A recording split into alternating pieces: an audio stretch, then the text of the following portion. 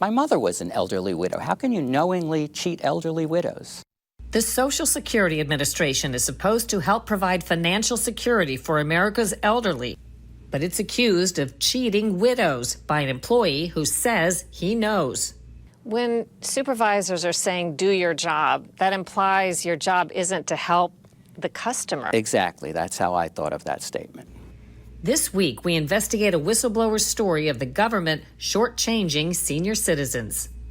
Some of these discussions do kind of verge into the realm of sci-fi, but it is absolutely true that China is doing research at the level of genomes. Bioweapons, artificial intelligence, and weapons wired to the human brain. There are real concerns about China's dark weapons initiatives. Is there anything that we believe China's working on that violates international agreements when it comes to warfare and what conventions we're supposed to follow? And we go deep, 1,400 feet deep, to explore one of the Earth's natural wonders, the Dead Sea. All this plain, that brown plain, it was all covered in water. That is in danger of disappearing.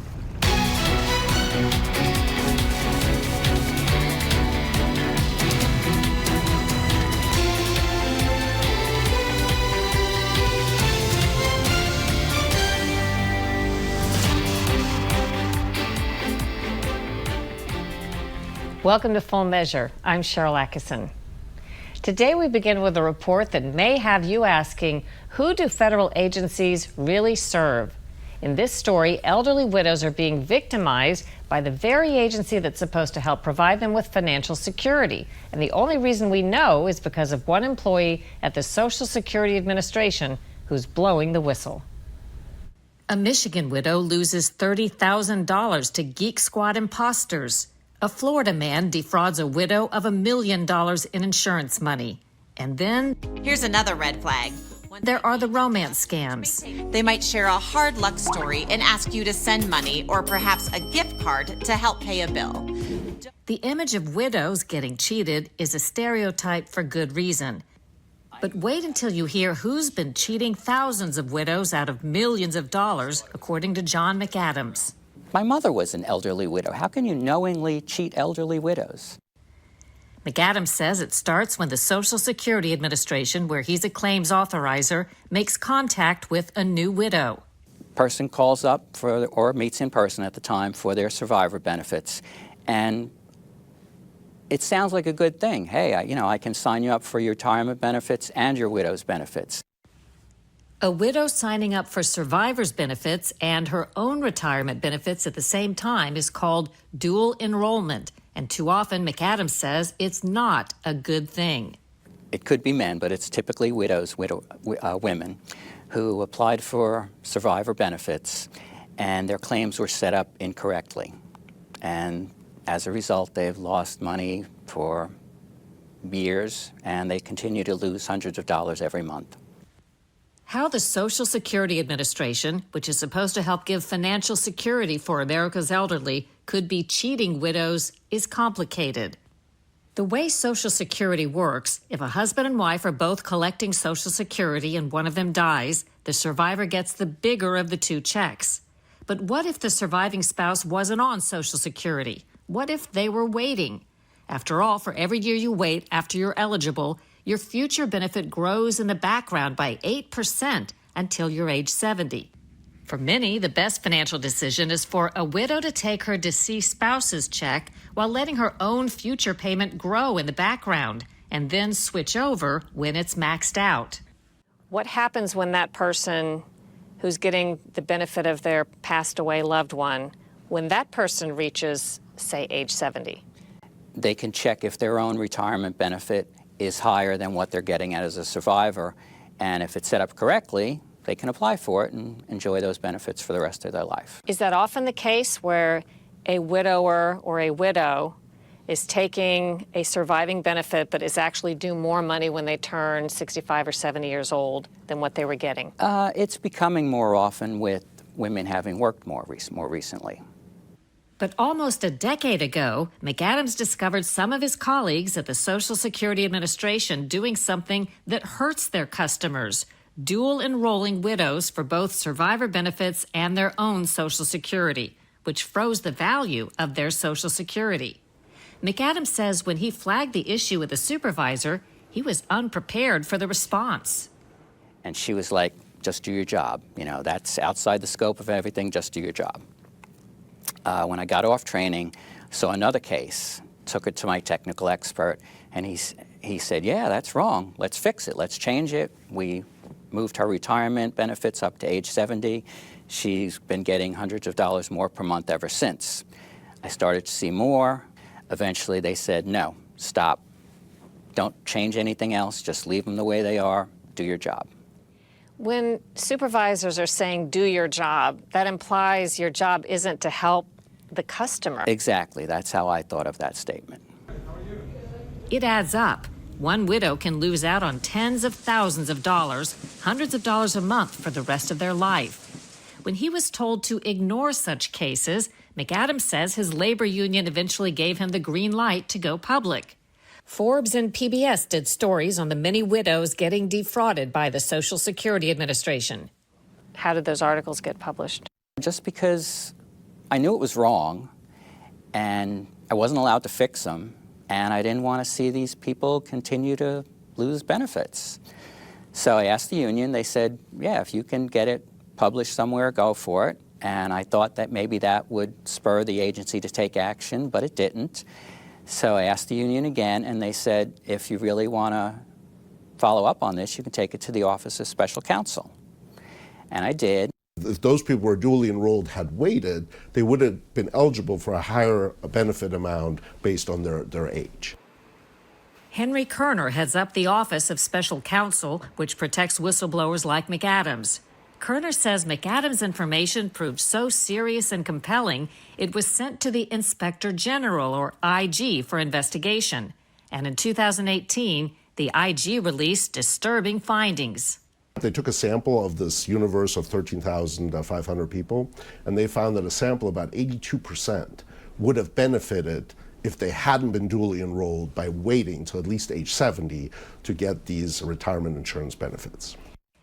The IG did not find any evidence the Social Security Administration had informed claimants of the option to delay their retirement application as required. It estimated 11,123 widows would have been eligible for a higher monthly benefit amount had they delayed their retirement application until age 70, and were underpaid about $131.8 million so far. And when others in the group reached age 70, they'd be underpaid about $9.8 million a year. The Social Security Administration promised to take action. Finally, everybody seemed to agree the widows should be notified and paid. If that had happened, it might have been the end of the story. It's like $10,000 per victim. And they made a long report, and in it they told Social Security, they recommended that Social Security fix the situation for all the victims. And now it's 3.5 years later, and Social Security has not fixed the situation for any of the victims. Do you still see cases like that coming through? I saw one last week. Unbelievably, says Kerner, the Social Security Administration has now closed the case without paying any of the widows. And so that was pretty disappointing, because that's approximately 13,500 people that could be entitled to damages up to $140 million. And there had been a commitment that they would look into those cases. And then we learned that actually they're not going to revisit those beneficiaries. Why wouldn't they want to? Well, it's a lot of money, for one thing.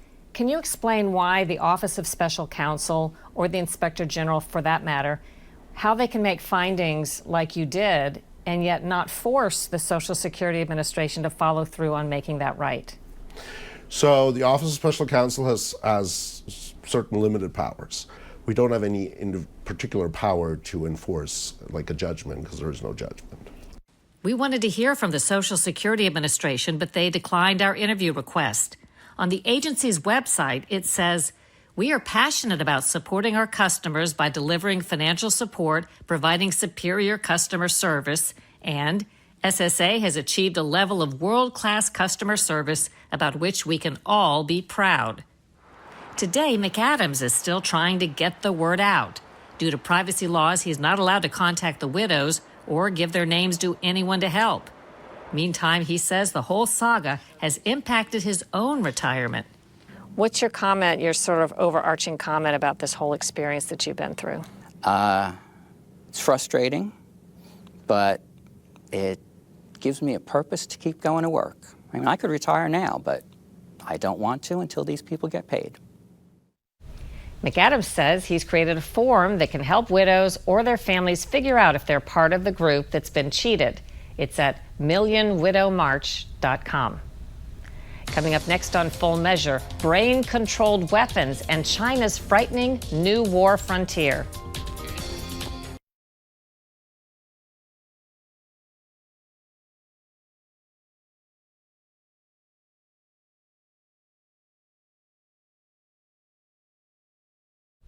When it comes to the U.S. relationship with China, it's complicated. The Chinese are an important U.S. trade partner, but also an adversary and competitor. Our scientists are monitoring the communist nation's work on weapons technologies that are both reason to marvel and cause for concern. More on that from Glenn Tiffert, a China policy expert at the Hoover Institution. He says the biggest areas to watch are biotechnology and artificial intelligence, or AI-empowered weapons. Can you describe an example of what AI technology weaponry would be, or something that's on the forefront that you're talking about? So there's a broad range of AI-enabled weapons technologies. Obviously, the ability to identify targets and track targets autonomously using drone technology would be one application. But there's also AI tools used for cyber offense, for example, to probe the defenses of an adversary, to find weak spots, and to be able to penetrate their cyber networks. And then with regard to biotechnology, obviously there biological weapons that could be designed, but beyond that too, there are also therapies that could be designed, like vaccines, to protect your own troops from diseases that might affect the adversary's troops. I've read something about the Chinese talking about creating genetic weapons or experimenting with weapons that, for example, would target only non-Chinese people. Mm-hmm. What are we talking about with that?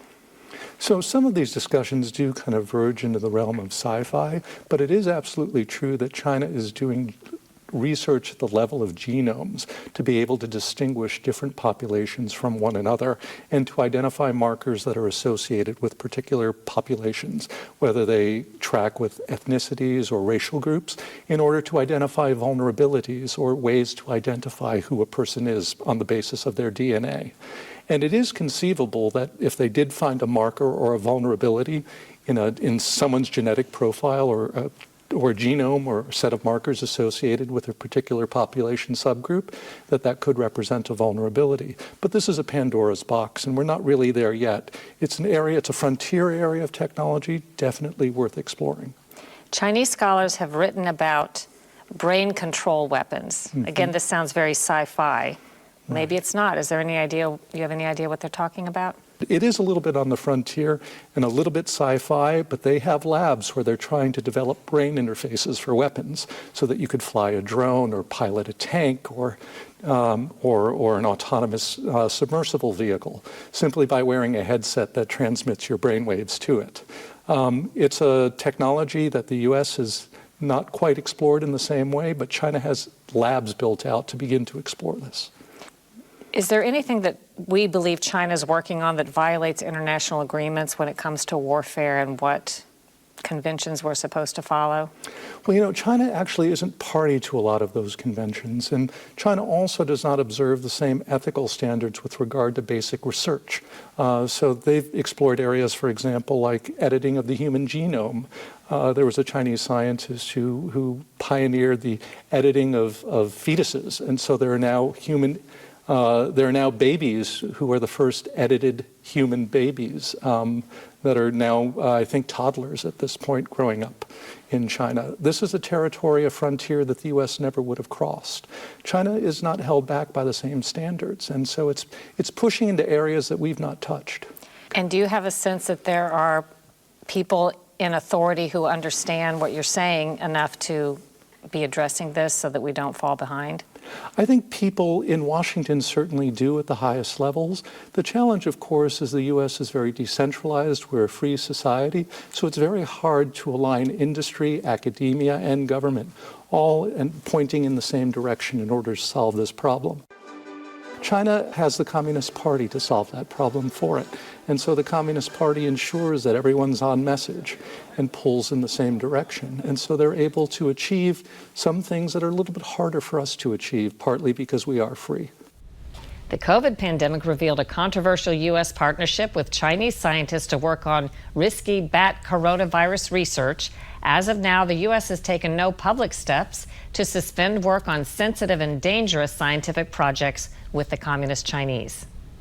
When we come back, updates to our reporting on COVID fraud and preparing for a border invasion.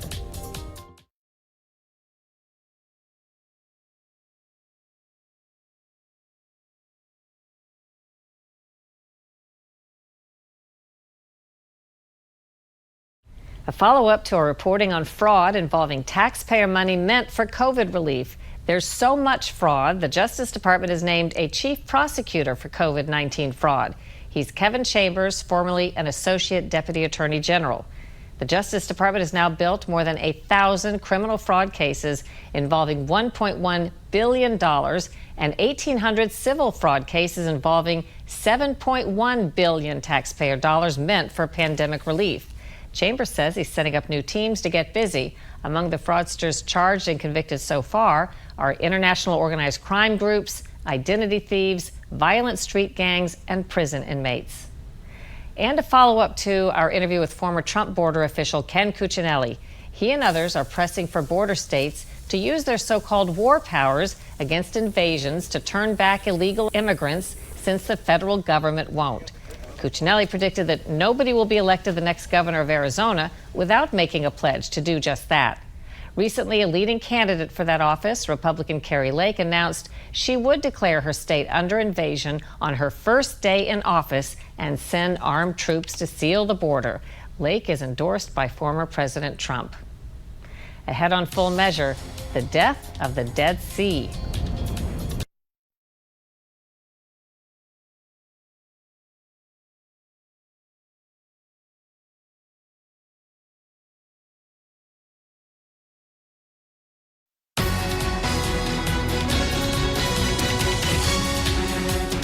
Here's a look at what's coming up for you next week on Full Measure. We're wrapping up Season 7 of Full Measure, looking back at some of our favorite stories and yours as well. There's three things the Amish don't like. Russia on one side of the plane, America on the other. An energy shock, the likes of which we haven't seen since the early 1970s. We'll survey highlights from our reporting on the southern border, Canadian oil, rising crime, and much more. On the other side of the globe right now, there is a race against time to save one of the world's great wonders, the Dead Sea. Located between Israel and Jordan, this landmark is receding at a rapid rate. In fact, scientists say its surface area is now barely half of what it was 100 years ago. Scott Thuman investigates from the Middle East and the lowest point on the planet's surface. At 1,400 feet below sea level, the Dead Sea is a scientific oddity, a biblical reference, and a tourist destination all wrapped in one. But it's disappearing at an alarming rate. In other words, the Dead Sea, in some ways, is dying. I was here just 4 years ago when, where I'm standing right now, I would have been about 12 feet underwater. And it's nearing a fatal point in its timeline. All this plain, that brown plain, it was all covered in water. Gundi Shakal, an ecologist, has lived in the mountains above the Dead Sea for more than 40 years. From this spot, locals and travelers alike could be seen bathing in the mineral-rich mud and famously floating in this salty haven as if they weigh nothing at all. Is this the biggest visual, the easiest way for us to understand how far down the water has gone? In '83, the water, the shoreline came up to the building. People would leave the building and go down over a little bridge, and they were right at the sea. So this was all a busy camping area here. Yes, people loved it here. People would come sometimes for the whole summer.